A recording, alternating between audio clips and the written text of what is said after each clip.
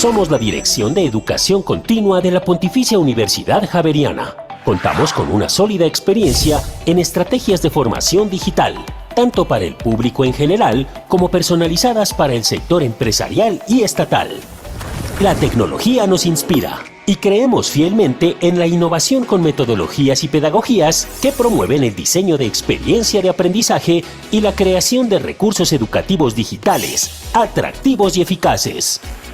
Hemos desarrollado proyectos de micro y mobile learning, comunidades de práctica, centros de formación corporativa, rutas de aprendizaje con gamificación, storytelling y recursos multimedia de alta calidad, como audio 3D, videográficos, animaciones, infografías interactivas, entre muchos otros, que potencian nuestros objetos virtuales de aprendizaje y hacen de la educación virtual una experiencia de alto nivel.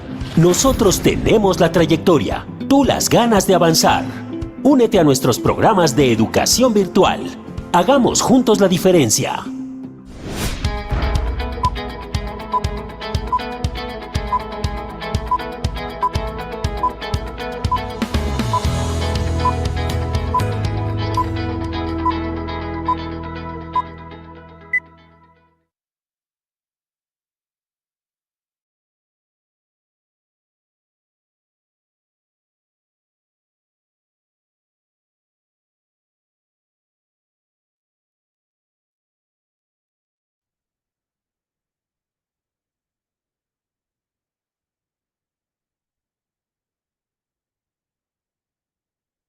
Buenas tardes a todos.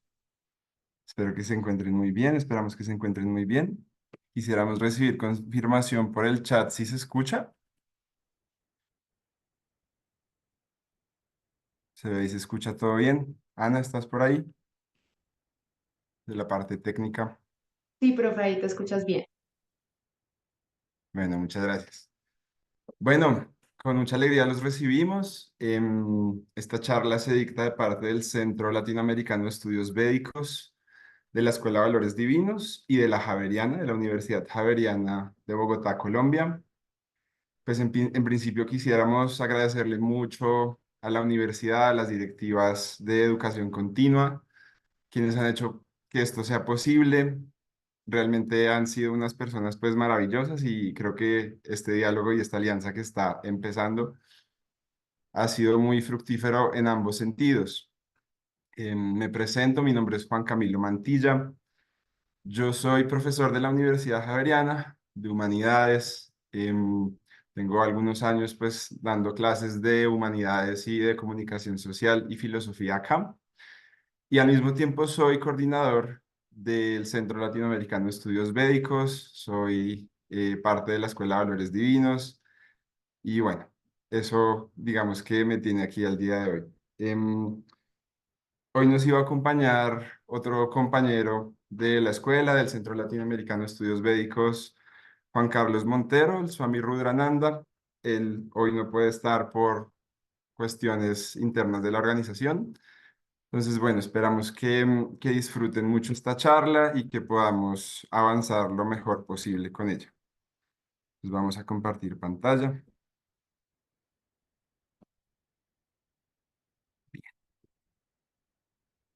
Ana, ¿se puede ver la presentación? Ana Galvis es parte de la universidad y ella maneja todo el asunto técnico aquí en las plataformas. Profe, no, todavía no veo la pantalla, ya le confirmo cuando la vemos. Igual en el chat los asistentes sí pueden confirmarnos cuando la vean. Yo ya la estoy viendo, pero pues Vale, listo, sí, ya, parece que... ya están escribiendo que sí se ve. Bueno, muchas Listo. gracias. Quizás antes de empezar, queríamos pues compartirles que esta es una charla atípica para quienes de ustedes que están acostumbrados a las conferencias del CLEF y de la escuela. Pues normalmente hay unos formatos, unas formalidades al principio, quizás unos mantras de apertura que hoy no vamos a hacer. Estamos en un contexto académico y al mismo tiempo dentro del ámbito del yoga. Entonces, bueno, creo que va a haber una combinación de ambos mundos y esa fue la intención.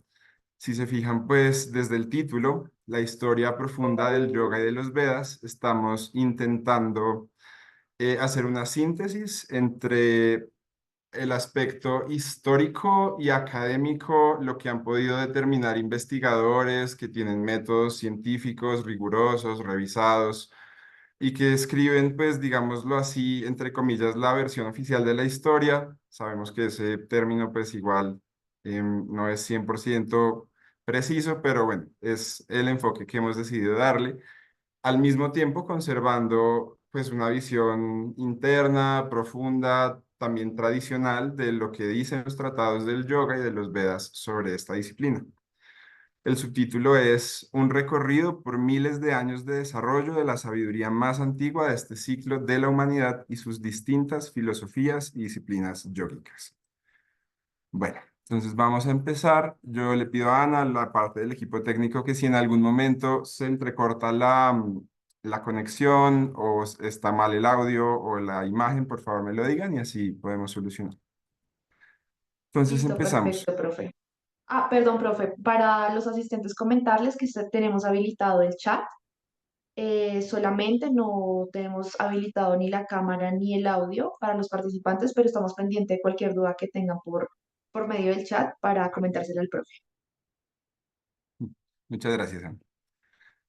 Bueno, bien, quizás la primera lámina, como siempre, y el primer agradecimiento también, se lo debo a mi maestra, la Madre Shakti. Ella es la fundadora del Centro de Estudios Védicos, también de la Escuela de Valores Divinos, y es quizás en su totalidad la razón de por qué hoy yo estoy aquí. Yo le agradezco mucho, pues, a ella y a toda la escuela, pues, la confianza de poder estar presentando estos temas hoy aquí.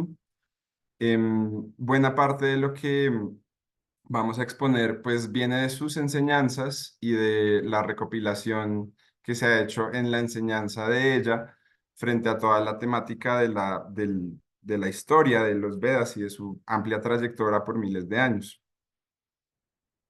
Entonces, bueno, empezamos. Antes de dar inicio a la lectura de estas láminas, pues quisiera adelantarles, creo que hemos sido bastante ambiciosos en esta charla, tenemos por encima de 50 láminas. Vamos a ver qué tal nos va con los tiempos. Creo que va a tocar, digamos, como enfatizar en ciertos temas, quizás en otros vamos a ir más rápido.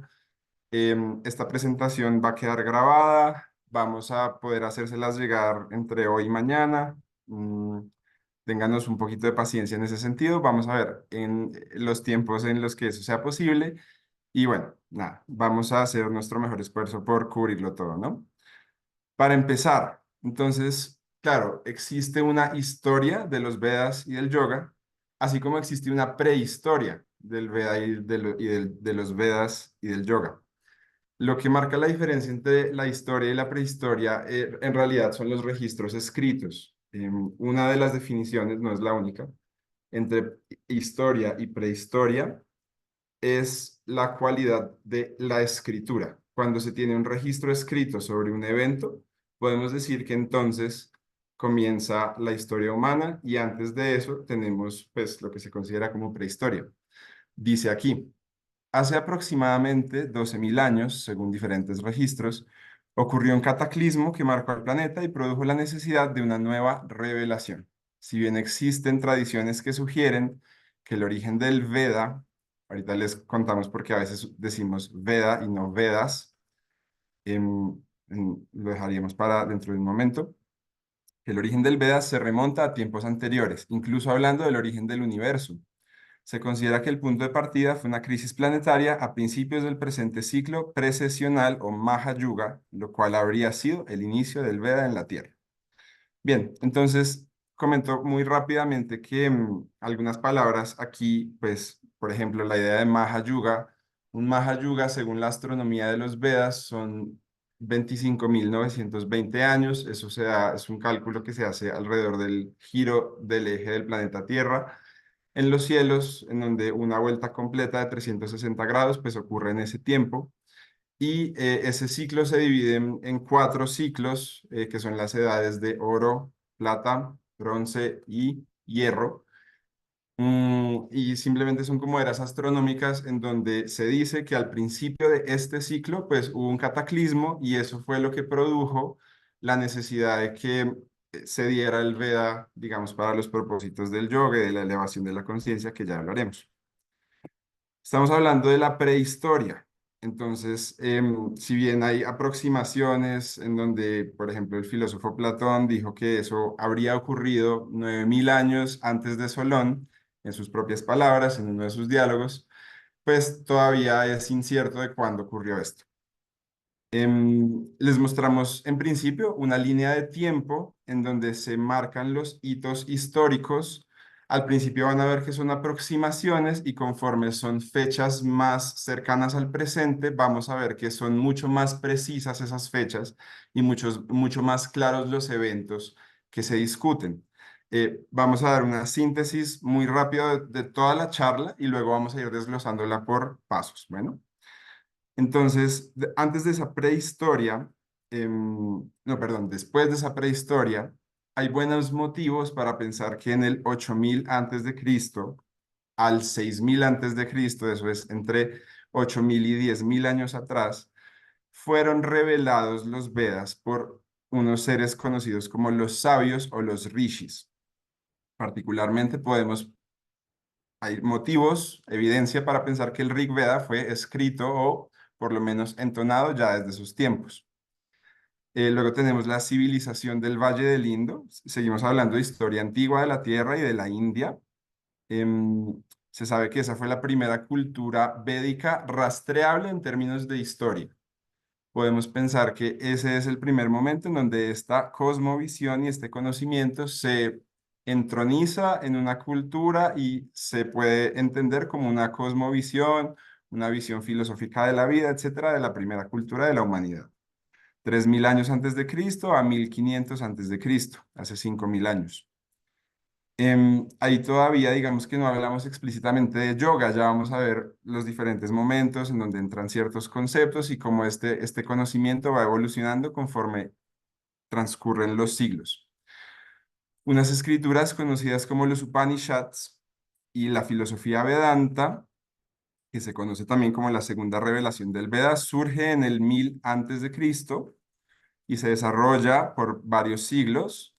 Tenemos al Buda, el Buda Gautama, ¿cierto? El auge del budismo y otras tradiciones conocidas como sramanas en la región Magadha, en el norte de la India, más o menos 500 antes de Cristo. Ya vamos a hablar de por qué todo eso es importante. Seguimos con algunos hitos importantes. A todas estas láminas le pueden tomar fotos y luego van a entender por qué cada uno de estos puntos son muy importantes para conocer y comprender cómo este legado de conocimiento ha llegado hasta nosotros hoy en día y todo lo que ha tenido que pasar para que eso ocurra. La composición del Bhagavad Gita, que de hecho es un tema que va a ser muy importante, esto omití decirlo al principio, pero parte de esta alianza con la Universidad Javeriana pues va a desembocar en un curso sobre el Bhagavad Gita, esta escritura que hace parte de otro texto más amplio que se llama el Mahabharata. Ese curso iniciaría de hoy en 8 días, pero bueno, al final de la charla les vamos a comentar otros detalles del curso y vamos a hacer una invitación un poco más formal. Entonces, bueno, esperamos que nos acompañen hasta ese momento de la charla. Bien, más o menos en el siglo tercero, cuarto antes de Cristo, año 327, llega Alejandro Magno, este conquistador helénico a la India, y ese es uno de los primeros puntos de encuentro entre Oriente y Occidente. Es muy interesante lo que pasó, ya les vamos a contar. 200 años después de Cristo, se dice que fue compuesto el Yoga Sutra de Patanjali o los Yoga Sutras de Patanjali. Quienes son practicantes, pues conocen la tremenda importancia de este texto y de este tratado y también de los impactos que tuvo, pues, para la práctica del yoga desde hace casi 2000 años, 1800 y pico años. Y ya, digamos, en tiempos un poco más contemporáneos, siglo III al siglo IX después de Cristo, se sabe que se componen los Puranas, que son las narrativas de orden cósmico, las narrativas, digamos, espirituales de la tradición védica de la India, en donde se narran las diferentes historias de los dioses y los héroes de esta tradición. Adi Shankara, una gran figura monumental maestro de la tradición védica, genera una reformulación de la tradición en el año 788 de esta era. Siglo VI al siglo IX, es la revelación de los tantras o lo que conocemos como la cuarta ola o la tercera ola o la cuarta revelación del Veda. Ya vamos a hablar de esos términos o la revelación, qué significa. Pero bueno, es una tanda, digamos, o una serie em, de libros, de textos, de tratados que hablan más sobre el yoga, profundizan en muchísimos aspectos de la práctica y son de este término de tiempo, ¿no? En un tiempo un poco posterior, ya en 1858, imagínense, obviamente, bueno, aquí valdría la pena aclarar que es tanto tiempo pues que uno realmente se puede quedar en esta historia durante un semestre completo, durante un año, y uno podría hacer un curso universitario entero dedicado solo a esto. Hay libros, pues nosotros revisamos varios de ellos. Esta es solamente una selección de puntos que consideramos fundamentales y que sentimos pues que van a aportar mucho en la comprensión tanto de la filosofía como de la historia del yoga. Entonces, bueno, ese Raj británico, que es el nombre que se le da a la colonia inglesa, ocurre en 1858 y dura hasta 1947, cuando Mahatma Gandhi y su movimiento inspirado en las verdades del yoga, pues generan la independencia de la India. 1893, Swami Vivekananda, ya vamos a hablar también de por qué esa figura es muy importante, es quien primero lleva el yoga y el Vedanta a América. Esta sabiduría y esta práctica aterrizan en suelo americano, particularmente en Estados Unidos. 1920, para Mahansa Yogananda, otra figura, otro maestro muy importante, trae el Kriya Yoga a América. Y 1999, Sri Mataji Shaktiananda recibe el Shiva Kriya Yoga del Mahavatar Babaji y lo empieza a difundir en América Latina. Entonces, como ven, hay una progresión importante. Ya también vamos a hablar de por qué ponemos de manifiesto pues, la presencia de Mataji Shaktiananda y de cómo esta sabiduría aterriza en el continente de Latinoamérica, ¿no? Entonces, bueno, vamos a comenzar ya con este desarrollo histórico y a ver qué tanto podemos profundizar en cada parte. Se sabe que estos Vedas, estos libros antiguos, fueron revelados por rishis o sabios. Lo que la tradición misma dice es que era una sabiduría, ya les vamos a dar un ejemplo de qué dicen los Vedas, ahí por ahí una cita, que esta sabiduría fue revelada por personas que estaban en estados elevados de conciencia y que gracias a esos estados elevados de conciencia, esos estados de iluminación, pudieron conectar con una información y codificarla. Eso es lo que dice la tradición misma. Hay mucho debate, incluso académico, sobre cuándo ocurre eso. No existe un consenso. Ya les vamos a contar por qué eso también ha sido pues, complejo. Pero por información incluso del Rig Veda podemos afirmar lo siguiente. Entre el 8000 a.C. y el 6000 a.C., según la tradición, estos sabios logran a través de sus niveles de conciencia hacer descender la sabiduría de los Vedas. Ahora, la astronomía presente en el Veda calcula que como mínimo en el 6000 antes de Cristo, ya los primeros suktams, que es uno de los nombres de los mantras del Rig Veda, ya habían sido pronunciados. Pues particularmente, aquí está el desarrollo. Se dice que esa es la primera revelación. Ya van a ver que existen 4 revelaciones védicas. Los Vedas son la primera. Em, Esa primera revelación constituyó los cantos originarios, cantos védicos originarios, que luego serían redactados en 4 libros diferentes. Entonces, por eso podemos hablar de el Veda en genérico o de los Vedas. ¿Serían sinónimos? Cuando referimos los Vedas es cuando ya están escritos en 4 libros diferentes y el Veda sería simplemente referido a conocimiento o sabiduría en general. De hecho, la palabra Veda está conectado con la palabra Vidya, que significa conocimiento o sabiduría. Entonces, aunque si ustedes buscan en internet o en libros académicos de historia, pues se dice que esa fecha de composición del Rig Veda sería hace 3500 años. Sin embargo, si uno lee el texto, y esto es lo que han hecho algunos investigadores que hemos referido, pues uno ve cosas como, por ejemplo, a ver, vamos a tratar de explicar esto. Un solsticio de invierno en Ashwini Nakshatra. ¿M? Entonces, ¿eso qué significa? Un solsticio de invierno, cada vez que es 21 de diciembre, ocurre el solsticio de invierno. Es el día en que el sol comienza su trayecto hacia el norte, ¿no? Y eso ocurre anualmente, digamos que siempre el 21 de diciembre, porque nuestro calendario es un calendario solar. Em, pero por el movimiento de precesión de la Tierra, digamos que el punto estelar donde ese solsticio ocurre, pues va variando. Digamos que el fondo de las estrellas, donde ese sol llega el 21 de diciembre, va variando. Se dice en el Rig Veda que en algún punto eso ocurrió en Ashwini Nakshatra, esto está en la constelación de Aries. Entonces, cuando uno hace la matemática de eso, estos números aparecen. Ashwini Nakshatra, todos los nakshatras son estrellas, mansiones lunares, eso pues no podríamos desarrollarlo mucho aquí, pero ese cálculo astronómico nos lleva a pensar que en esa cantidad de tiempo, entre el 6000 y el 8000 antes de Cristo, pues ese solsticio daba en ese punto, entonces por eso podemos hablar de estas fechas, ¿no?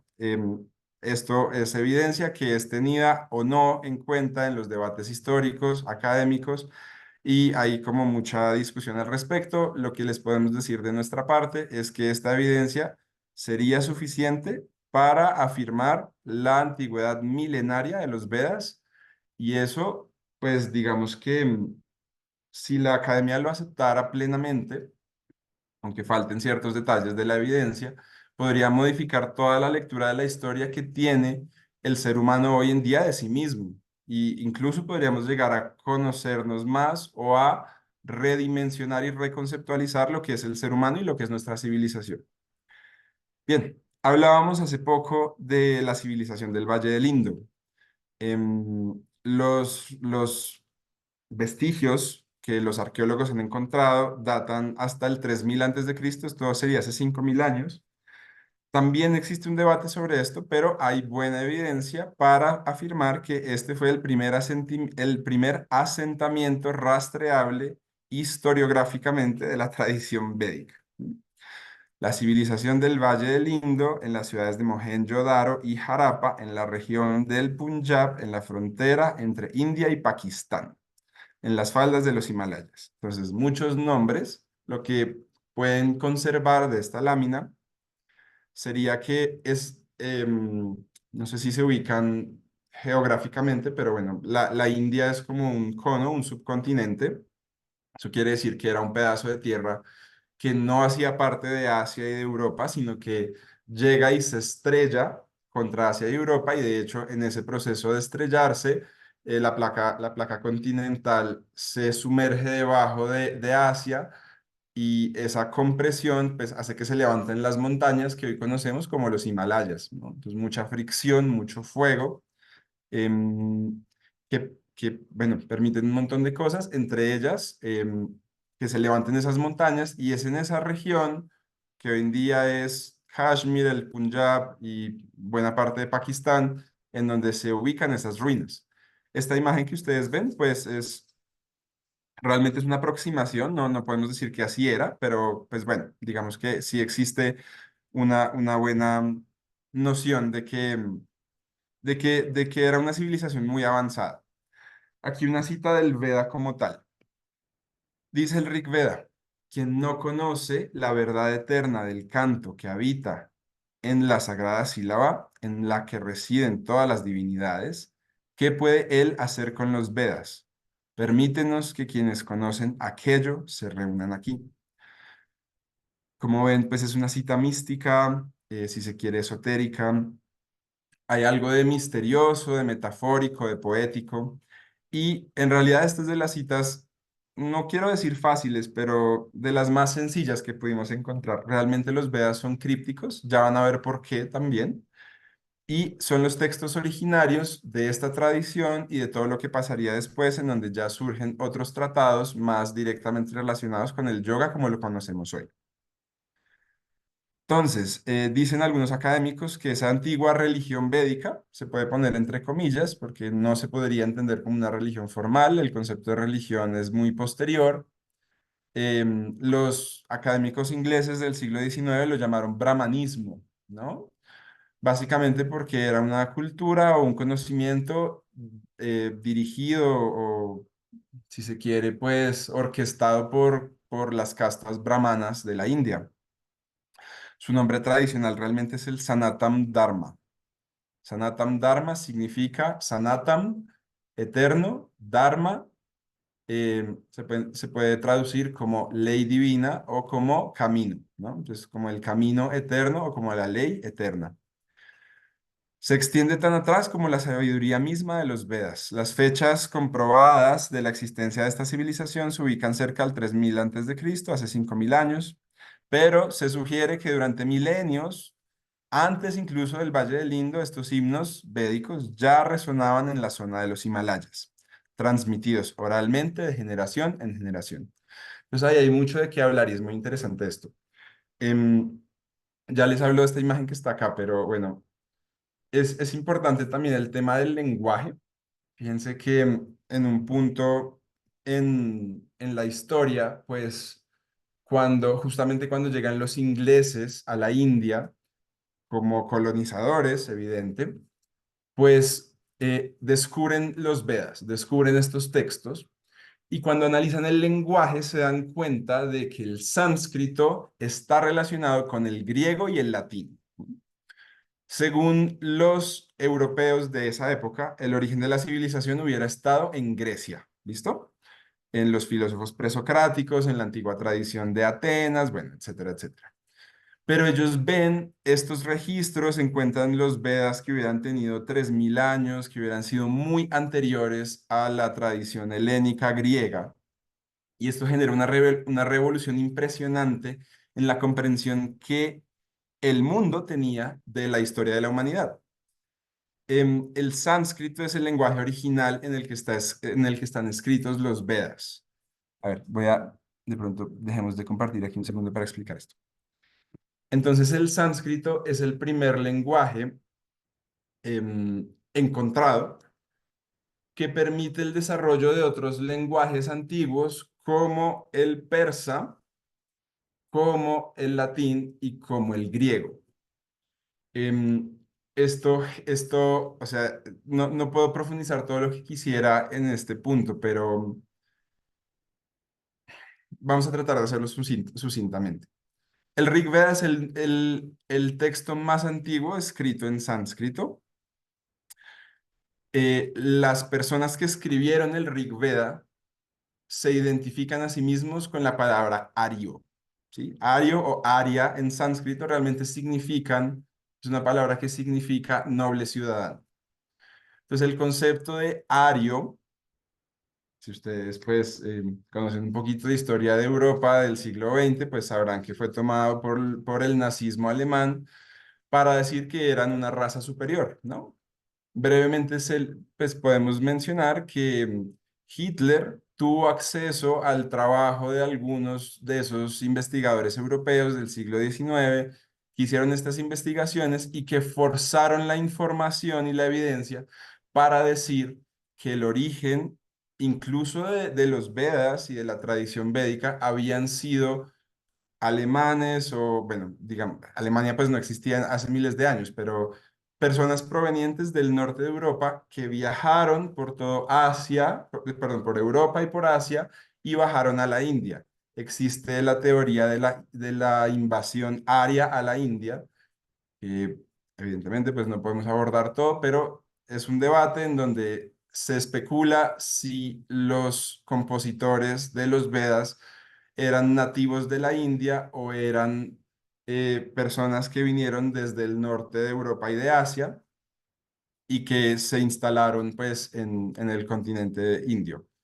La postura que defiende la investigación que hemos hecho no sustentaría la teoría pues, del ario alemán europeo que llega a la India hace miles de años, sino que eran personas que eran sí, pues se dice como poblaciones indígenas nativas del subcontinente indio que desarrollaron esta sabiduría y que estuvieron ahí por miles de años. Y realmente, pues uno podría debatir esto, pero se puede defender el hecho de que estas teorías del ario como una persona que venía de Europa, pues en realidad son manipulación y pues hay mucho de conveniencia política e ideológica detrás de eso. Pues bueno, espero no estar complejizando demasiado y que les parezca interesante que todo este debate ha sido pues muy manipulado y ha sido muy intenso en términos de identificar el origen de la humanidad, porque esa pregunta del origen de la civilización pues trae consigo un montón de connotaciones de poder, de importancia cultural, nacional incluso. Entonces, bueno, por eso ha habido tanto debate.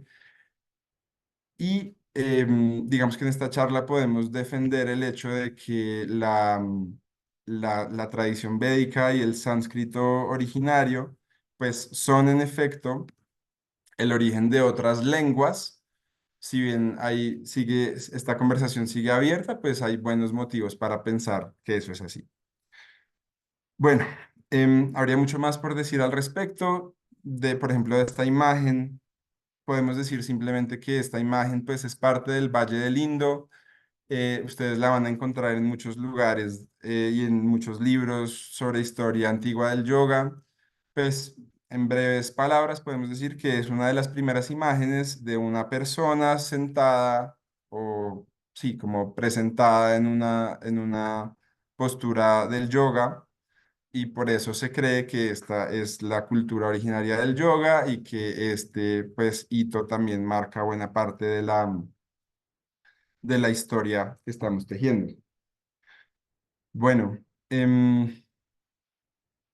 sí, bueno, sí, John Williams fue un arqueólogo británico que en 1931 descubrió Harappa. Bueno, antes de 1931 no teníamos idea de que existía una antigua civilización en esa zona y no sabíamos que posiblemente esa había sido la primera cultura védica de la historia.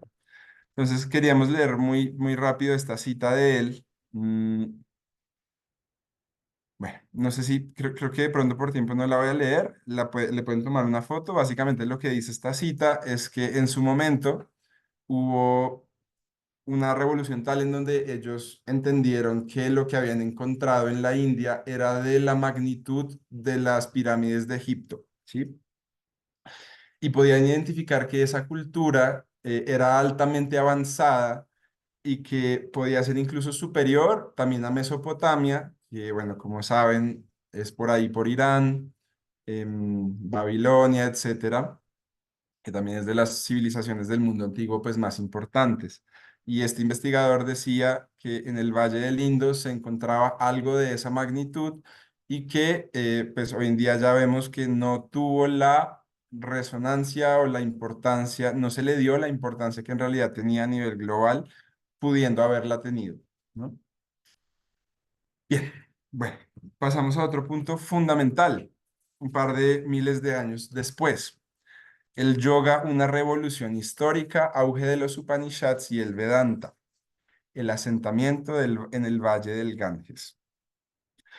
Entonces, si recordamos rápidamente la noción de los yugas, podemos asociar, ya van a ver un par de láminas posteriores que hablan de eso, pero los Vedas están asociados a Satya Yuga o la Edad de Oro, ¿sí?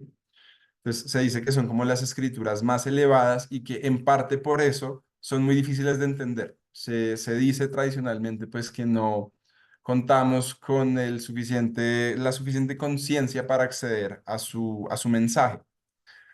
Entonces esa es una primera revelación. Digamos que hay una segunda revelación. Cada revelación tiene que ver con un nuevo yuga. Ahorita lo van a entender mejor. La segunda revelación tendría que ver con los textos conocidos como los Upanishads, ¿no? En el Valle del Ganges. Entonces, ¿qué significa esto? Dice, la tradición védica sufrió un declive con el inicio de la era oscura o Kali Yuga. el ritualismo se desvirtuó y la jerarquía de las castas brahmánicas se deterioró. Por eso, al margen de la sociedad védica tradicional, se gestó una revolución inspirada en los Vedas, pero contraria al ritualismo sacerdotal. Ya vamos a explicar eso. Esta es la primera ola de yogis conocidos con ese nombre. ¿Qué significa esto? Bueno, muy brevemente, fíjense. em, Según la teoría de los yugas, la conciencia planetaria va como disminuyendo, como que cada vez nos vamos alejando de una comprensión clara de los rituales, de la tradición, de la sabiduría, del conocimiento espiritual. Entonces las personas se van sumiendo como un estado de ignorancia. Lo que dicen los registros es que por este descenso se tergiversó, se deterioró el brahmanismo, muchos sacerdotes, pues pandits, etcétera, de esta época, tuvieron una desviación del propósito original y se convierten, digámoslo, en sus propios términos, no, porque este término es como muy, muy moderno y bueno, hay que guardar las distancias, pero como muy materialistas en un sentido. Entonces, se sabe que en esa época, cerca del 1000 años antes de Cristo, hubo una retirada muy importante de muchos practicantes hacia las montañas y los bosques. Se dice que el origen de los Upanishads es ese. Bueno, entonces aquí hay algo fundamental para entenderlo.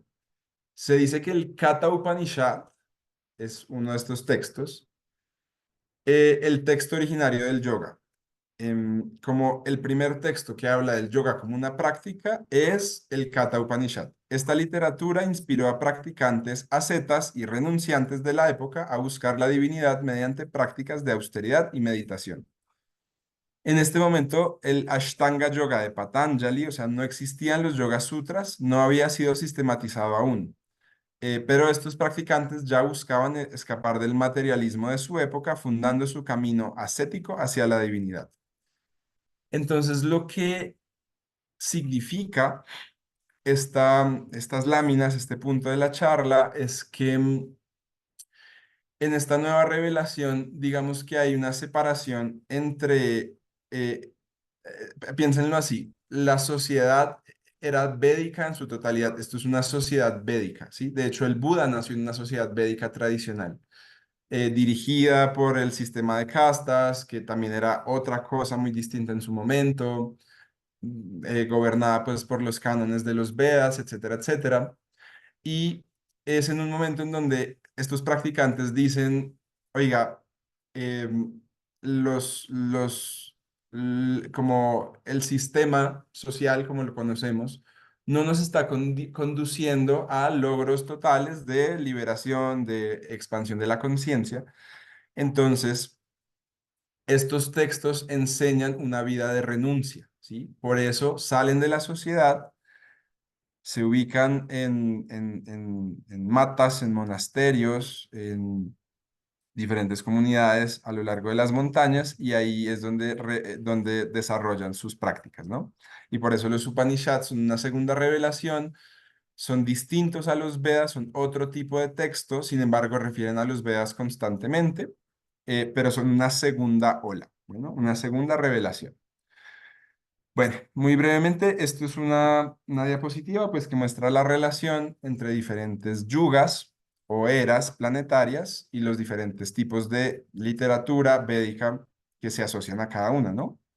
No ponemos los años de cada yuga, realmente pues esto ya sería como más especializado para quien sabe de estos temas y ya ha investigado un poco, pero bueno, si ustedes revisan Satya Yuga, Dwapara Yuga, Treta Yuga, Kali Yuga y las fechas en que ellos empiezan, no coinciden exactamente con la fecha de composición y escritura de estos textos. Em, lo que se intuye es que todos los textos védicos al principio son tradición oral y solamente se redactan muchos años después. Normalmente esa es como la tendencia en la tradición védica y muchos de esos escritos pues se asocian también al sabio Vedavyasa. Bueno. por si quieren buscar algo más de Vyasa, pues ya saben que él es, digamos, el redactor, ¿no? El escriba védico por excepcional y por defecto, pues más alabado. El origen del yoga, el Katha Upanishad y otras joyas del Vedanta Advaita, la segunda revelación del Veda. Bueno, creo que esto ya lo desarrollamos. De pronto solamente enfatizar que, a ver, ¿qué dicen los Upanishads? No estoy seguro que haya láminas que los citen. Entonces, bueno, les podemos contar que los Upanishads son una clarificación filosófica determinante. Los Vedas son metafóricos y hasta poéticos. En los Upanishads encontramos historia y filosofía, historias narrativas, como, sí, tradición oral, cuentos de personajes, de estudiantes yógicos que van a donde un maestro y le piden enseñanzas, de muy diversa naturaleza, y hay mucha filosofía también. Entonces, en estos términos se conceptualiza muy claramente de qué se tratan los Vedas. Y se podría decir que todo se puede resumir en términos de dos conceptos, Atman y Brahman. Atman es el ser individual de cada criatura en este universo. Tú tienes un Atman, una, un alma, ¿no? Se puede equiparar al concepto de alma, pues, del cristianismo. Un alma, una instancia que conecta tu persona con la fuente del universo o con la divinidad, con Dios, como lo quieras llamar. Brahman es el nombre que ellos dan a la forma más absoluta de Dios. Es como el Dios más allá de Dios, el Dios más allá del tiempo y el espacio. Es una conciencia que no tiene rostro, no es hombre, no es mujer, no es femenino, no es masculino, es similar a la nada. Siempre lo describen como una realidad casi sin atributos y que no se puede conocer mediante la razón. Y los Upanishads pues dicen que esta es idéntica, ¿cierto? Atman y Brahman son uno y lo mismo. Entonces esa revelación, Atman y Brahman son uno y lo mismo, te permite a ti con autoconocerte y encontrar en ese principio del autoconocimiento tu liberación. Conocerte más allá de una personalidad, de un ego y entenderte como la totalidad. Atman y Brahman, el alma y Dios o la divinidad son uno y lo mismo. Bueno, creo que esto ya también lo hemos mencionado. Un poquito más de desarrollo sobre los Upanishads, sobre esto que estamos hablando de la filosofía del Vedanta. Continuamos. Vean, una cita del Katha Upanishad. Dice, aquel que ha alcanzado la libertad interior es como un fuego que ha consumido su combustible. No nace más, no muere más, se ha hecho uno con el eterno. ¿Mm? Esta es una traducción aproximada del Katha Upanishad. Y pues si se fijan, esta es una literatura que enfatiza mucho sobre moksha, ¿no? Sobre la iluminación, o sobre el estado despersonalizado, sobre el estado del yoga. Son escrituras radicales, son escrituras bastante claras también a nivel filosófico y también les puedo contar, o les podemos contar, que fueron estas escrituras las que también por primera vez llegaron a Europa.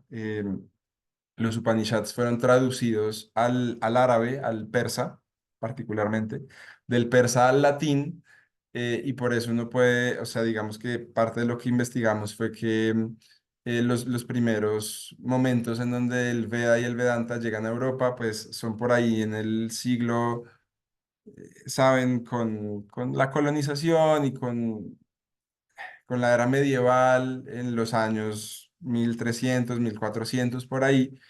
Em, y ya uno, por ejemplo, recuerda que Cristóbal Colón, pues conoció América buscando la India y por eso, por ejemplo, una de las ciudades de Colombia, desde donde transmitimos esta charla, pues se llama Cartagena de Indias, ¿no? Porque los españoles le pusieron así, ellos buscaban cómo llegar a la India sin tener que pasar por la zona de Turquía y los países árabes, pues porque tenían conflictos políticos, culturales y religiosos, entonces buscaban dar la vuelta por el otro lado y por eso A los indígenas los llaman indios, de ahí viene la palabra indígena, que bueno, ya sabemos un poco también su contexto histórico. Bien, bueno, sí, no sé, uno quisiera como revisar si hay preguntas o algo así, pero siento que sería mejor terminar la presentación y luego recibir todas las preguntas que haya. Em, el auge del budismo y el jainismo, las tradiciones shramanas en la región Magadha. Bueno, se sabe que alrededor del 500 antes de Cristo, Siddhartha Gautama, el Buda, nació en una sociedad védica tradicional en Kapila Vastu, que era un reino de la época de 5 siglos antes de Cristo. Él aprendió de las escrituras tradicionales de los brahmanes de su reino, pero luego él emprende su camino espiritual propio, desarrolla su propia filosofía centrada en el sufrimiento, dukkha, y la liberación, nirvana. Este fue el comienzo de las distintas ramas del budismo que se nutrieron también de otras corrientes filosóficas de la época. Entonces, por ejemplo, al budismo en India lo llaman el hijo que no reconoce a su padre, ¿no? Porque claro, la filosofía budista pues nace en el seno de la sociedad védica tradicional y también hay registros pues incluso de los propios diarios del Buda en donde él aprendió con varios maestros del Samkhya y ascetas de su tiempo. em, y que a partir de ahí, pues, incluso mucho del budismo, pues, lleva terminología sánscrita, ¿no? Las mismas palabras para lo que acabamos de decir, dharma, es una palabra que aparece mucho en los tratados budistas, karma, moksha o nirvana, también son conceptos sánscritos. Bien, en esa época existían filosofías prebudistas que debatían las ideas védicas originales, hay sistemas filosóficos de esa época, había mucho debate, ¿no? Es algo así como, para los que saben, pues parecido al ágora de los griegos, en donde se reunían en plazas públicas pues a debatir sus diferentes conocimientos. Y bueno, esta imagen del Buda raquítico, o digamos el Buda Zeta, el Buda que ayuna, también refiere un poco a toda esa ola, a esa segunda ola del Veda, a los practicantes renunciantes y ascéticos que se iban a las montañas, porque el Buda fue uno de esos practicantes, fue uno de esos yogis. Entonces, bien, ese es uno de los referentes más importantes pues, de esta historia también. Avanzamos ya un poco hacia las diferentes escrituras, los diferentes tratados védicos. Se dice que la composición final del Bhagavad Gita y el Mahabharata, por consiguiente, pues se da cerca al siglo quinto y el segundo siglo antes de Cristo. Eso es un lapso bastante amplio, pero bueno, se dice que esa revelación va como por momentos. Incluso les podemos contar que, bueno, vean, tradicionalmente estos textos, estas narrativas se asocian a un sabio o a un personaje particular. En este caso, el Mahabharata se dice que mucha gente cree que lo escribió Krishna porque en el Mahabharata se habla de Krishna y el Bhagavad Gita es la enseñanza que Krishna le da a Arjuna, ¿cierto? De eso hablaremos en el curso. Pero realmente lo que dice la tradición es que ese texto lo escribió Vyasa, ¿sí? De hecho, la historia cuenta que Ganesha se lo dicta, no, perdón, que Vyasa se lo dicta a Ganesha y Ganesha lo redacta. De hecho, la historia cuenta que Ganesha se arranca un colmillo porque a la hora en que Vyasa iba como a emanar, como a darle la información, Ganesha no tenía una pluma, no tenía con qué escribir, entonces se arranca un colmillo y redacta con su colmillo el Mahabharata. Y por eso uno de los nombres de Ganesha es Ekadanta o el de un solo colmillo, refiriéndose a esa escena, ¿no? Entonces, bueno, lo que estábamos diciendo es que normalmente eso es así, un texto se asocia a un personaje, pero hay muchos investigadores también que a veces piensan que un personaje puede realmente ser como todo un clan o un kaula, un linaje discipular que redacta o revela los textos y normalmente le ponen la autoría de su maestro, ¿no? O sea, como decir, esta es nuestra escuela y este es nuestro linaje y este texto que estamos codificando va a llevar su nombre en honor a él. Entonces, bueno, son preguntas que quedarán para la historia, ¿no? Para el futuro. Bueno, el Bhagavad Gita es una guía espiritual que en el contexto de una guerra civil en la antigua India expone enseñanzas profundas sobre el Dharma, la renuncia y la devoción. Esta obra ha influido tanto en la filosofía oriental como en la occidental. Grandes maestros como Adi Shankara, del que ya hablaremos, la consideran una piedra angular del Vedanta. Además, ha inspirado a pensadores occidentales como Schopenhauer, Thoreau y Oppenheimer, por mencionar algunos. En el Gita, Krishna expone la doctrina del samsara, el karma, el dharma y los yogamargas. Este es un libro muy conocido, incluso a nivel, pues ya casi podemos hablar de las diferencias entre espiritualidad y religión, pero incluso en la religiosidad hinduista, pues ustedes saben que el Gita es un libro de cabecera de todo hindú en la India y hay mucha filosofía que puede ser extraída de ahí, mucha sabiduría también. Dice el Bhagavad Gita, o Krishna en el Bhagavad Gita. El que me ve en todos los seres y ve a todos los seres en mí, para ese devoto, yo nunca estoy perdido, ni él está perdido para mí. Bien, bueno, sigamos. Pues, bueno, brevemente comentar que sí, pues si se fijan, hay una idea aquí de devoción, ¿no? El Bhakti Yoga va a ser clave en una escritura del Bhagavad Gita. De hecho, parte de lo que dice Krishna es que el Bhakti va a ser lo que permite al ser humano atravesar como su existencia, su dolor en medio del Kali Yuga o la era oscura. Entonces, bueno, es un texto de devoción y por eso es muy bello leerlo, estudiarlo y bueno, ya les haremos la invitación formal al curso. Un punto muy interesante de este diálogo entre Oriente y Occidente se da en el año 327 antes de Cristo. Wow. Eh,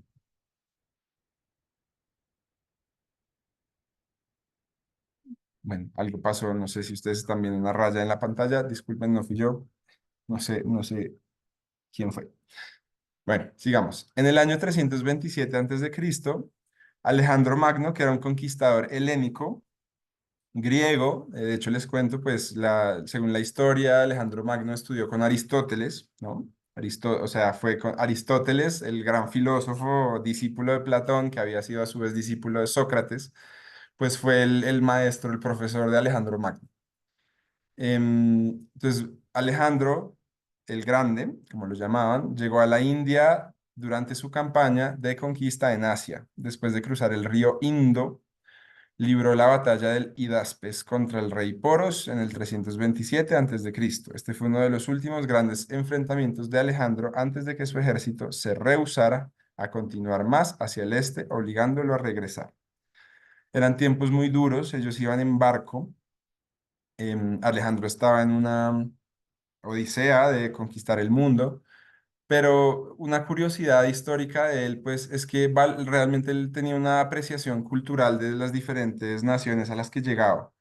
Y él también se dice que fue Alejandro el que luego lleva las escrituras del Vedanta a Grecia para difundirlas. Y se dice que los filósofos posteriores a Aristóteles pues abrevaron de ese conocimiento llevado por Alejandro a Grecia, ¿no? Ana, ayúdame a ver si esta rayita roja se puede quitar. ¿Tú la ves? Profe, Sí, ¿usted puede profe, estar de hecho estaba ya? intentando borrarla, pero no, pero como no fui yo Por quien la favor, creó, no cambie me la deja perspectiva, profe. eliminarla. Yo tampoco sé qué Profe, pasó. pues, ¿puedes hacerme el favor de cambiar de diapositiva al volver? Porque es que no. A ver, Ay, mira, ahora Angélica acaba de crear una. A ver, le pedimos a las personas que no pero es que hagan raro porque yo eso. tengo deshabilitado eso, profe. No, no podrían estar haciendo esto en un momento. Espero no ser yo mismo, ¿no? Sí, bueno, si quieren, hacemos ¿lo quieres intentar ahí, Ana o el equipo? 10 segundos para eso y ya seguimos. No, es que sí deja, espérame un momento. Profe, no sé si puedes revisar a ver si la hiciste tú. Bueno, pues en el chat dice que no molesta. No sé si cuando cambie la diapositiva se Ah, mira, quita. mira, ya lo logré, ya lo logré. Ah, bueno, perfecto. A ver, pues. Listo. Bueno, disculpas por el inconveniente técnico. Entonces vamos a No te hacer. preocupes. Sí, bueno. em,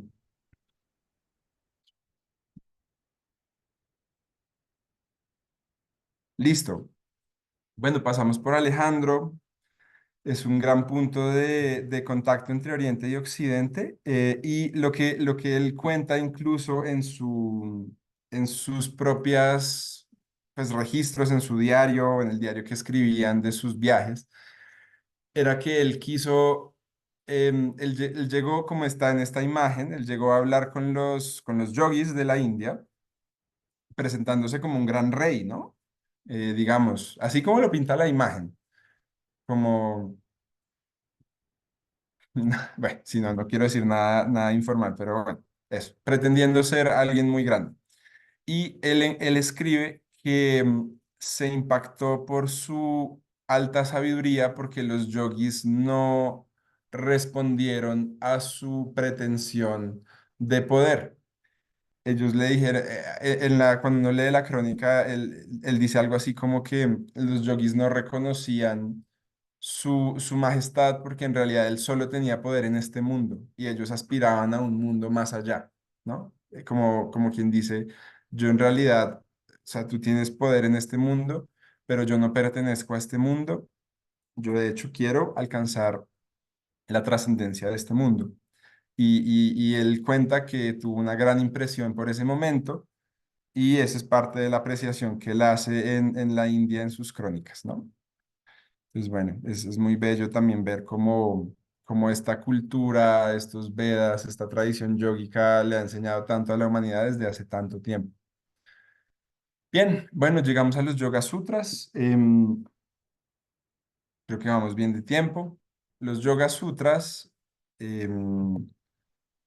dicen cosas como esta, ¿no? En el segundo sutra, Patanjali expresa que el yoga es el cese de las fluctuaciones de la mente. Bien. Ah, mira, disculpen, esto debería estar más adelante, lo de los Puranas. Bueno, ahorita volvemos a esa cita de los Puranas. Los Yoga Sutras, atribuidos a Patanjali y compuestos alrededor del siglo segundo antes de Cristo, son fundamentales en la sistematización del yoga como una disciplina filosófica y práctica en la tradición india. Los sutras establecen un marco para alcanzar el samadhi, iluminación, mediante el control de la mente y los sentidos, influyendo profundamente en el desarrollo del yoga y la espiritualidad, tanto en Oriente como en Occidente. La obra de Patanjali, que consta de 193 versos, contempla aspectos psicológicos, filosóficos y místicos, sistematizando la disciplina del yoga. Podemos decir que realmente es impresionante, a nivel filosófico lo que logran los sutras, porque bueno, este ha sido tema de mucha enseñanza, de muchas clases en el CLEF, de parte de la escuela, del Centro de Estudios Védicos, pues los Yoga Sutras siempre han sido una referencia y un punto al cual se vuelve una y otra vez. Porque imagínense ustedes en 193 versos, que realmente caben, si uno pone un tamaño de letra medianamente visible, pues no sé, en menos de 10 páginas, en 5 páginas y que eso haya revolucionado no solo el yoga y con toda la profundidad práctica que tienen, sino incluso la filosofía de todo un subcontinente, porque no, o sea, no hay una clase de filosofía oriental que esté completa sin hablar de los Yoga Sutras. No se puede entender el Sanatana Dharma, los Vedas, los Upanishads sin los Yoga Sutras. Es un texto central en la práctica, en la filosofía, en la cosmovisión de toda esta trayectoria en donde si ven, pues ya podemos ir haciendo una síntesis en donde nos remontamos a casi 10.000 años atrás y que esta joya apareciera en el siglo tercero más o menos después de Cristo, pues eh, es algo impresionante, es algo absolutamente impresionante y también pues bueno, ya entrando como en detalles más técnicos de la escritura, la sabiduría que está codificada, resulta impresionante la habilidad de plasmar tal nivel de complejidad filosófica, mística, espiritual en tan pocas líneas, ¿no? De hecho, bueno, sutra significa hilo, entonces estos serían como los hilos que tejen el yoga o la filosofía yoga, y los sutras son un género literario. También hay otros sutras, están los Vedanta Sutras, los Nyaya Sutras, los Shiva Sutras, etcétera, etcétera. Se caracterizan por su complejidad y por el hecho de que comprimen en pocas palabras una gran cantidad de información, ¿no? Entonces, bueno, muy recomendado este texto por si no lo han explorado. Bueno, nos estamos moviendo hacia los pasos finales. Los Puranas se consideran como la tercera revelación del Veda o la Ola Pauránica. Entonces, ya vamos a hablar de estos conceptos. Puranas, inicio del hinduismo o la Ola Pauránica, inicio de la tercera revelación del Veda. A ver, hablemos de cada uno de estos términos. Purana significa antiguo. La palabra Purana significa o refiere a antiguo. Muchas personas lo interpretan como el hecho de que son historias que hablan de la antigüedad de la India y de la tradición en ese momento. Dice, inicio del hinduismo o la ola pauránica. ¿Eso qué significa? Vean, hay tres conceptos. Podría haber más, pero vamos a hablar de tres conceptos que son Vaidika, que no sé si en español les suena similar a Védica, ¿cierto? Vaidika con K en sánscrito significa védico. La segunda ola, no, perdón, el segundo concepto sería Pauránica, que sería esto. Pauránica obviamente está relacionado a Purana. Y la tercera sería Tántrica, relacionado a Tantra. Del Tantra hablamos ahorita. En esta ola pauránica es la primera vez que aparece la palabra hinduismo. ¿Listo? Entonces, para quien tenía la pregunta sobre, bueno, ¿y el hinduismo cómo entra en toda esta historia? El hinduismo no es un concepto védico, no hay ningún, no, o sea, la palabra hindú no aparece en ninguno de los Vedas. El término hindú realmente viene de la palabra Sindhu, del río Sindo, que también se relaciona al Valle del Indo. Básicamente el Valle del Indo se llama Indo porque hay un río que se llama así, el río Indo o Sindo. Entonces el antiguo sindoísmo era la tradición de ese río y de esa región. Pero nunca en ningún lugar de los Upanishads se dice como que esto es una religión que se llama hinduismo, no.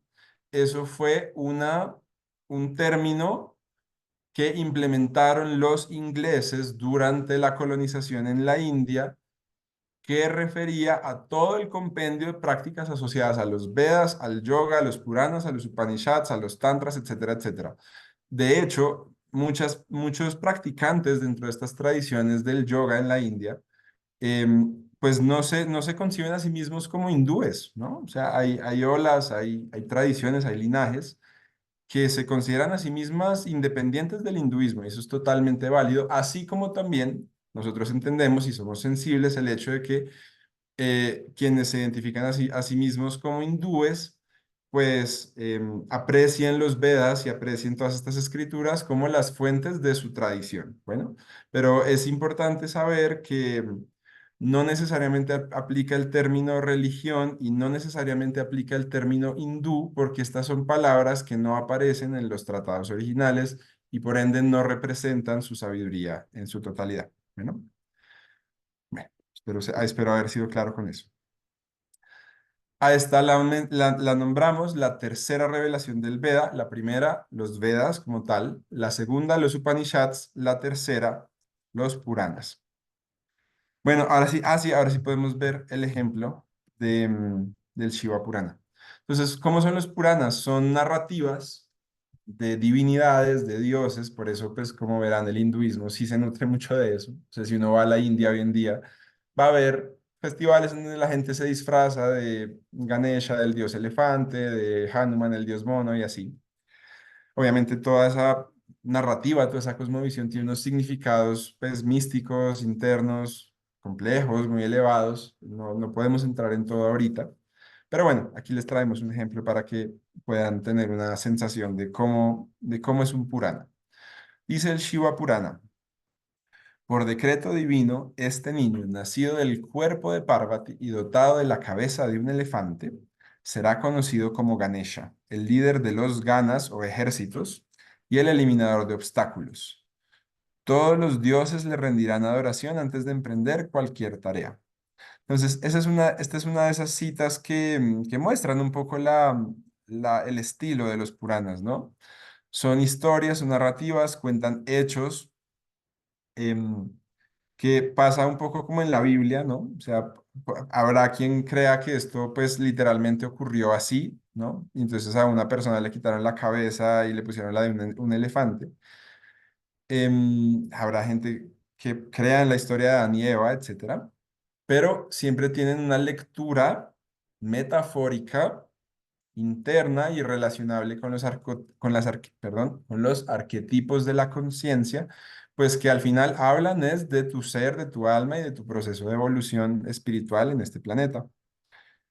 Entonces, bueno, particularmente la historia de Ganesha representa eso, ¿no? Hace poquito fue el Ganesha Chaturthi, es una festividad donde se celebra este ser que, a ver, según la narrativa, a él le quitan la cabeza y le ponen una cabeza de un elefante.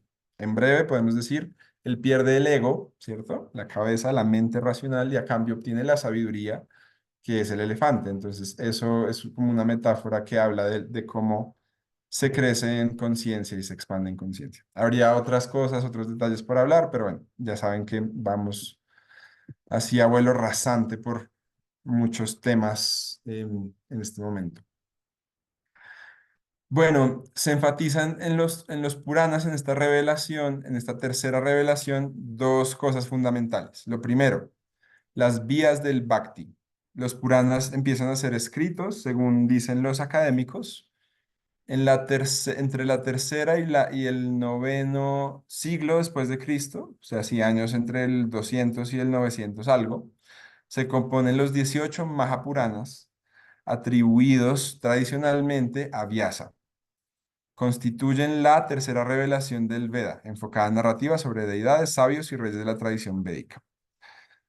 Bueno, esta revelación, se habla de una tercera revelación porque, bueno, corresponden a otro yuga, a otra era astrológica, y se dice pues que representan la fundación de nuevas tradiciones devocionales asociadas a estas manifestaciones divinas o deidades, ofreciendo nuevas vías de práctica espiritual.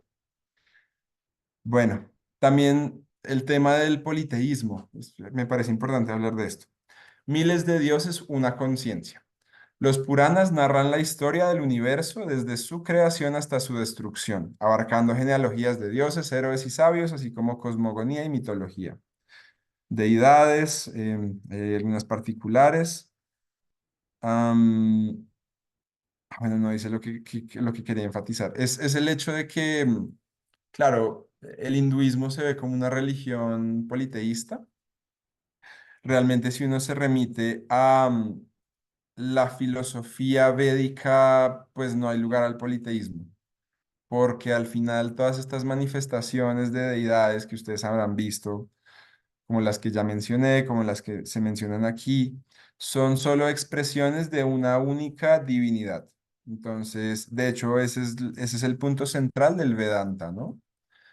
Es casi como un precursor del monoteísmo que luego otras religiones tuvieron, como el cristianismo y demás. Si uno lo ve filosóficamente y cómo ha evolucionado la humanidad, pues uno podría decir que el Vedanta realmente fue de los primeros referentes que dijeron Dios es uno solo, ¿no? Dios es uno solo. Y ellos le dieron un nombre particular que era Brahman y luego le pusieron otras expresiones que son todas estas que hemos conocido. Pero en el fondo, más allá de todas esas manifestaciones, el Vedanta dice, existe una sola divinidad y está en ti, ¿no? Ese es el otro punto fundamental en esta filosofía. Bueno, ya casi llegando al final de la charla, Adi Shankaracharya y la reformulación de la tradición védica. Bueno, no, antes de pasar a los textos, fíjense, espero que esta imagen les resulte común. Esta imagen de un santo medieval en la India, rapado con su tela ocre y cargando su bastón, pues bueno, son como los símbolos de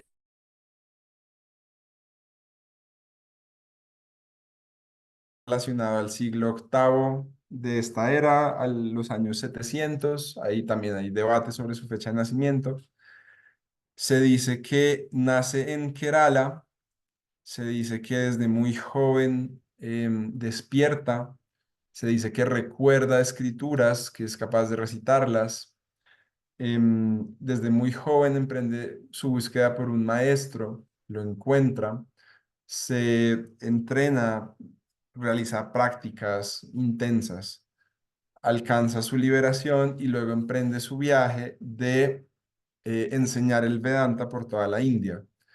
Shankara es un hito importantísimo. Hoy en día se considera como uno de los, realmente es un poco injusto ese término, pero se le dice que es el filósofo más grande de la India, siendo mucho más que eso, siendo realmente un maestro. Y su obra y su legado son centrales, son fundamentales, pues por varias razones, ¿no? En primer lugar, porque, bueno, hay mucho más que hablar, pero pues bueno, vamos resumiendo.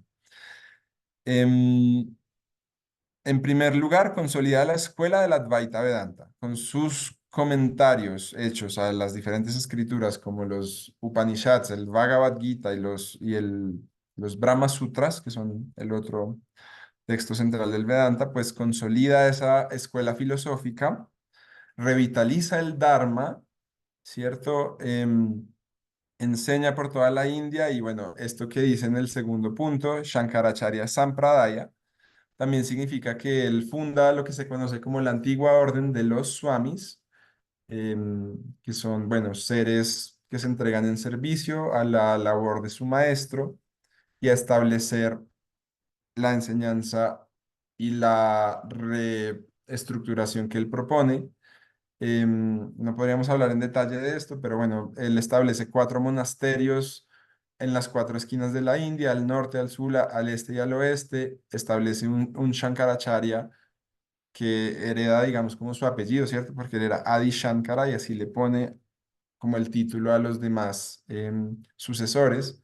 Esos primeros 4 son sus discípulos directos.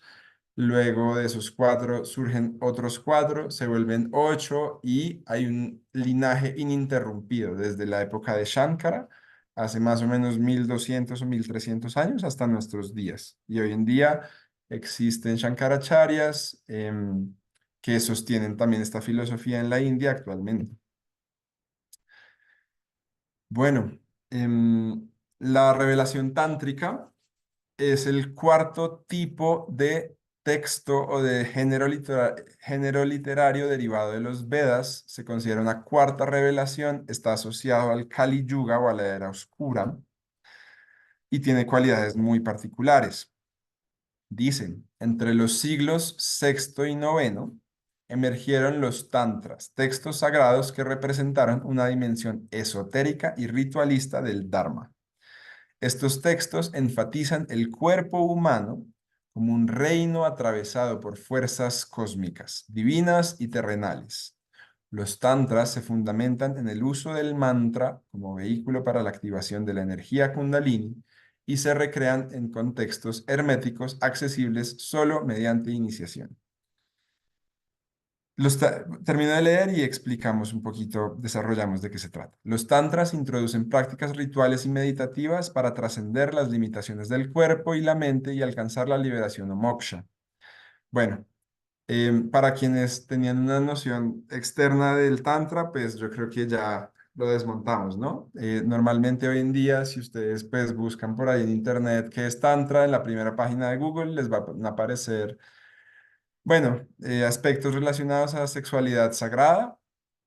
Y de esta investigación, pues concluimos que es una absoluta manipulación de los términos en los que realmente esta sabiduría salió a la luz hace algunos cientos de años. Realmente los tantras poco y nada tienen que ver con eso. Los tantras son textos, en principio, que enseñan técnicas que también se consideran tantra, las técnicas tántricas, que están asociadas simplemente al manejo de la energía sutil en el cuerpo físico, y pues teorizan, filosofan alrededor del cuerpo como una realidad pues también trascendente, ¿no? Es por eso, por ejemplo, si se fijan en esta imagen, están los chakras, los nadis, el tantra es quien realmente comprende el sistema sutil del ser humano. Si ustedes se fijan, no hay una ola o una revelación védica em, que comprenda más o que se enfatice más en el aspecto de la energía sutil que el tantra. Bueno, los tantras se fundamentan en la comprensión del sistema sutil del ser humano y por eso hablan de los chakras, hablan de los canales energéticos y a partir de eso, pues exploran todo su sistema de práctica, incluso del cual luego se deriva el Hatha Yoga, ¿no? Las posturas físicas tiene que ver con todo esto, porque cada postura activa unos canales, activa unos chakras particulares y bueno, de eso se trata un poco el yoga ya en una visión más completa. Esta es una perdón, esta es una cita tántrica del Shiva Samhita que dice: cuando la Kundalini es despertada, asciende a través del Sushumna y va perforando los chakras uno por uno. Al final alcanza el Sahasrara, donde se une con Shiva. Bueno, esto ya es una gran síntesis del yoga, del Veda, de miles de años de desarrollo. Fíjense en esto. Se nos dice en el Shiva Samhita, de pronto para quien no lo sabe, pues la Kundalini es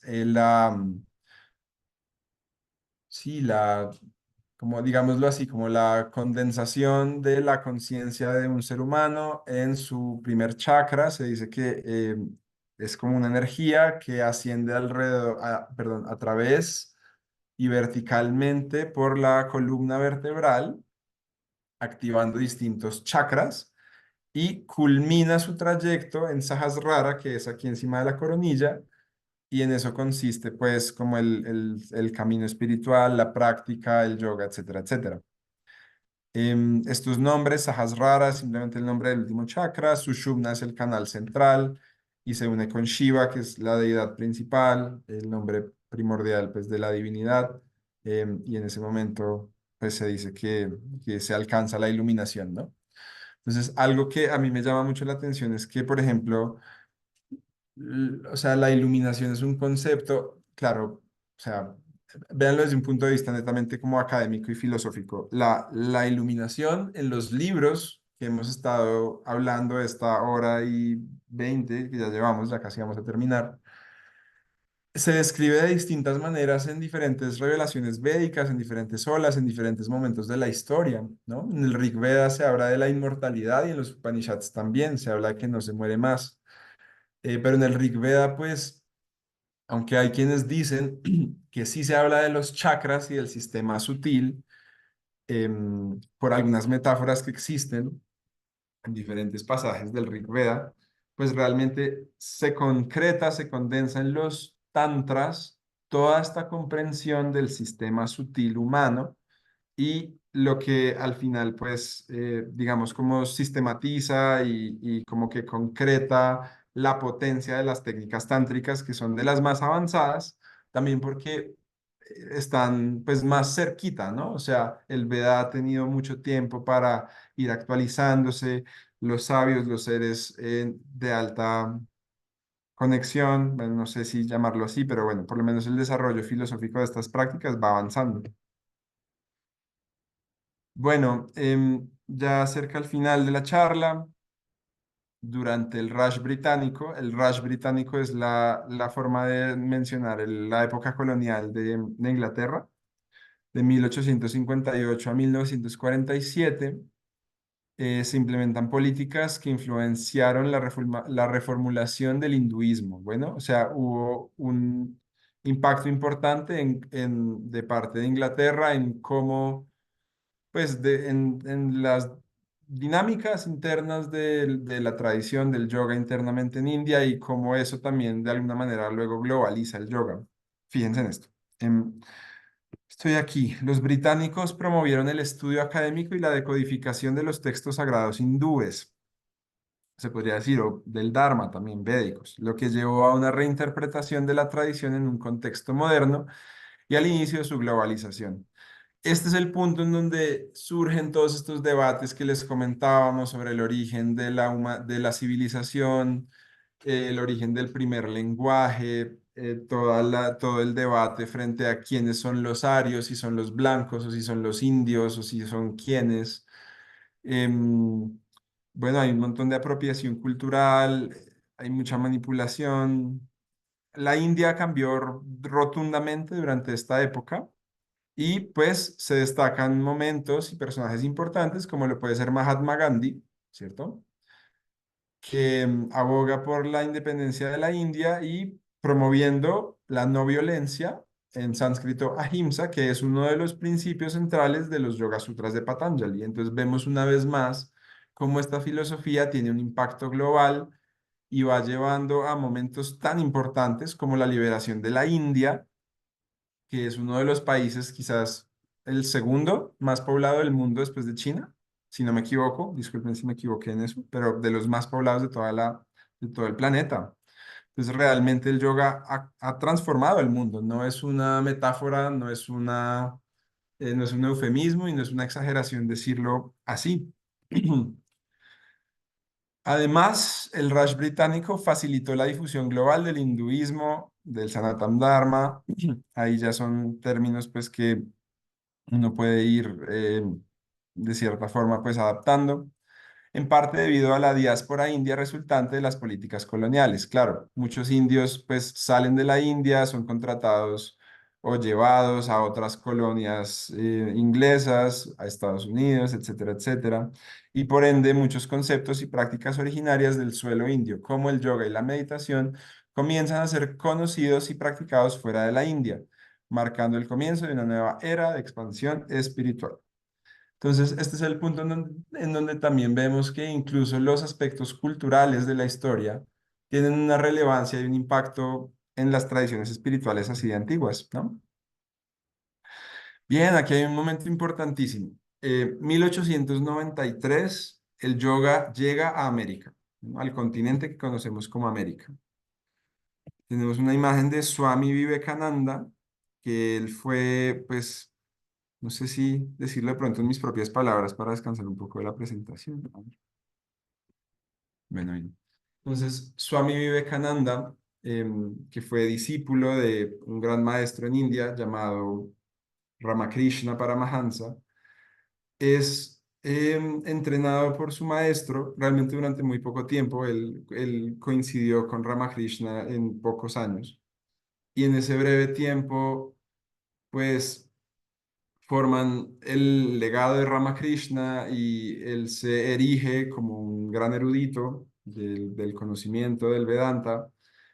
Y él en 1893 viaja a Estados Unidos y tiene su histórico discurso en el Parlamento de las Religiones en Chicago en 1893, que curiosamente fue el mismo año en que nació Paramahansa Yogananda, de quien hablaremos a continuación.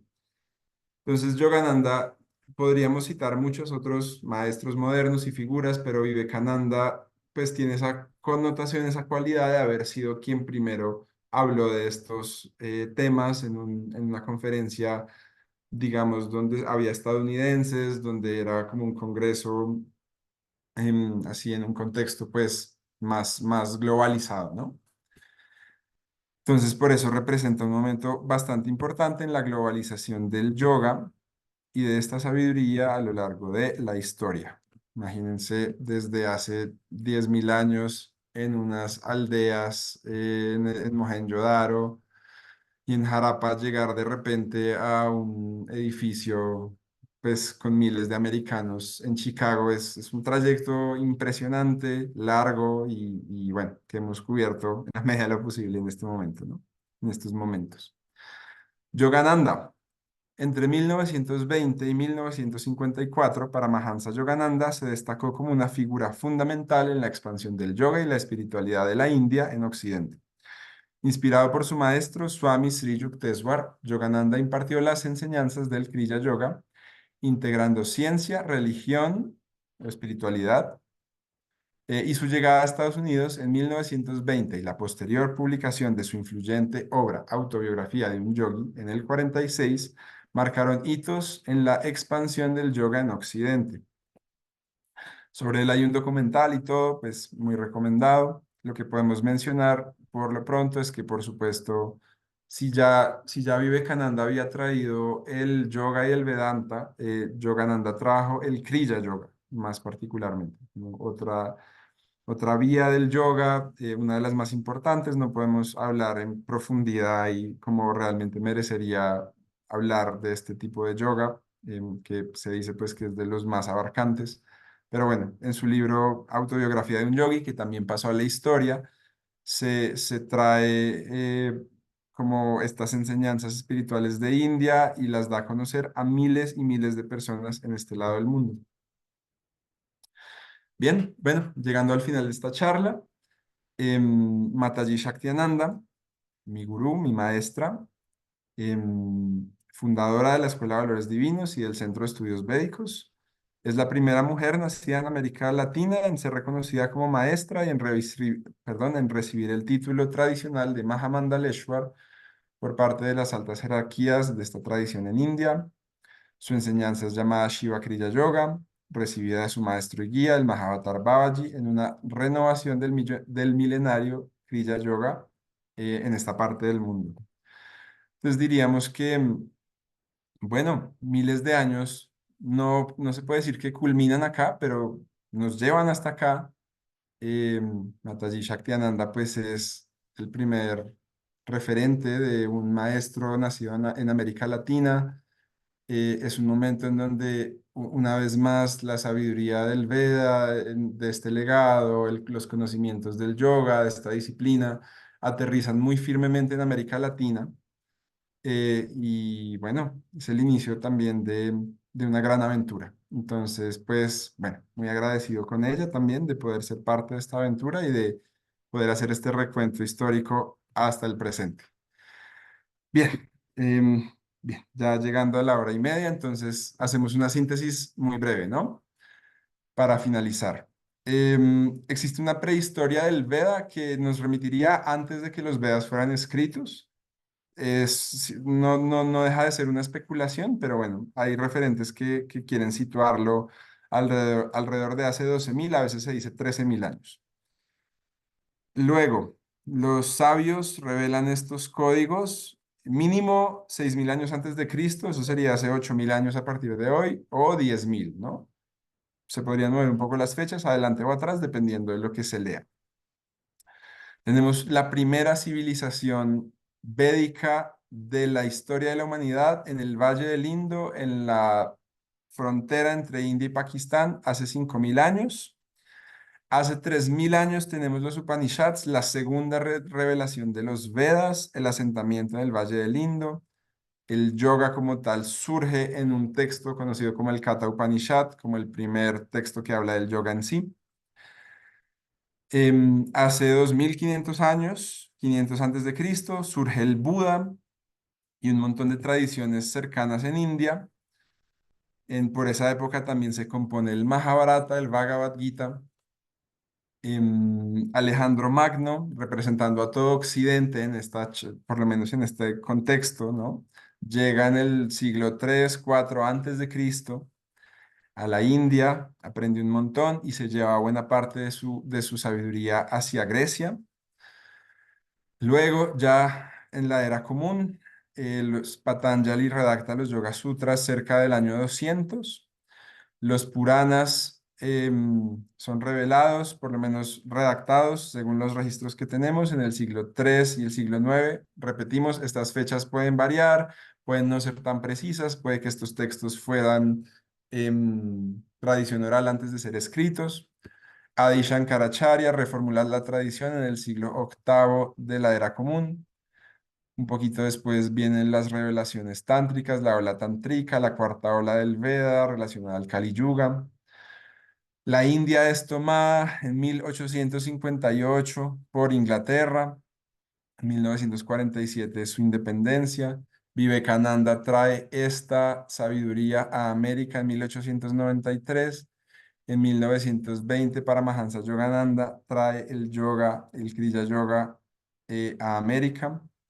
Y en 1999, Mataji Shaktiananda recibe el Shiva Kriya Yoga del Mahavatar Babaji y lo difunde en América Latina. Desde esa época, hace más de 20 años, pues se viene dando este fenómeno. Algunas conclusiones. Lo primero, bueno, habría muchas, por cuestiones de tiempo vamos a dejar solo dos. Lo primero sería que las especulaciones sobre el origen del Veda y el yoga están siempre cubiertas por un halo de misticismo y por un velo de olvido, por ambas cosas. Siempre hay un componente místico, difícil de elaborar con palabras racionalmente, difícil de asir históricamente o de rastrear científicamente. Y un velo de olvido también, porque bueno, díganme un registro fidedigno que tenga 10.000 años. No existe. Los manuscritos más antiguos de los Vedas, que ya está demostrado que son las escrituras más antiguas por lo menos de la India, esos manuscritos tienen 3.500 años, o sea, el papel tiene esa edad. Y antes de eso, pues no existe un registro escrito porque es que no hay papel que soporte tanto tiempo, ¿no? Con la humedad, con todo, incluso con la humedad de la India, es físicamente imposible que un registro físico llegue hasta nuestros días. Es difícil, sino imposible para la ciencia actual definir un punto exacto de partida para todo este recorrido histórico.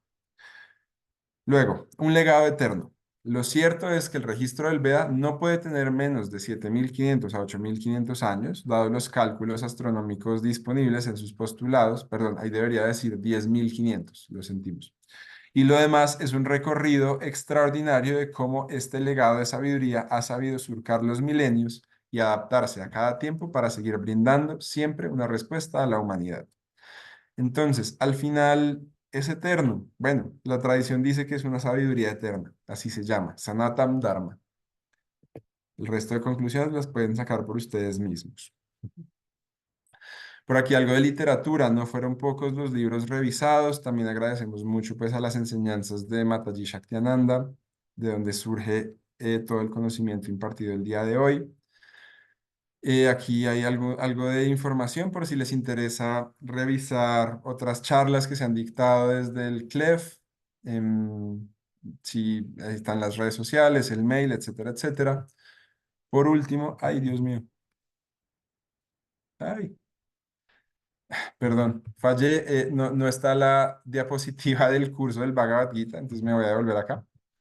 No, a ver, quitemos la presentación. Ya. Bueno, lamentamos mucho que no está la diapositiva del Bhagavad Gita del curso que vamos a dictar. Entonces, pues no quedaría sino eso, invitarlos el curso titulado Lecciones del Bhagavad Gita, un tratado esencial sobre yoga, así fue titulado. Ese curso empieza en 8 días, el lunes 16 de septiembre. La información, Ana, si la puedes enviar, por favor. Creo que hay un link de información por ahí. Hay algunas facilidades de pago y un descuento especial pues, que pueden obtener si se registran a nombre del CLEF. Básicamente yo les pediría que vean las publicaciones en redes sociales que hemos hecho desde las cuentas del CLEF, del Centro Latinoamericano de Estudios Védicos. Ahí está la información de cómo acceder, básicamente rellenando un formulario y luego se les contacta.